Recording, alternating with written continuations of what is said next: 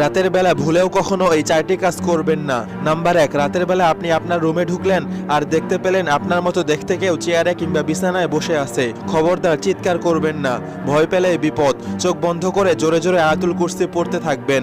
Number 2, ঘরে যদি একা থাকেন আর গভীর রাতে যদি আপনার নাম ধরে ডাকে, সাবধান, হুট করে দরজা খুলে দিবেন না। 3-4 বার ডাক শোনার পর যদি বুঝতে পারেন সত্যি সে মানুষ, তাহলে সাবধানতার সাথে দরজা খুলবেন। নাম্বার 3, রাতের বেলা একাকী নির্জন রাস্তা দিয়ে যাওয়ার সময় বুঝতে পারেন যে আপনার পিছনে কেউ হাঁটতেছে অথবা আপনাকে কেউ ফলো করতেছে, তাহলে খবরদার কখনো ঘাড় ঘুরিয়ে পিছনে তাকাবেন না। হয়তো পুরো বডি নিয়ে পিছনে তাকাবেন, নয়তো পিছনে তাকাবেন না।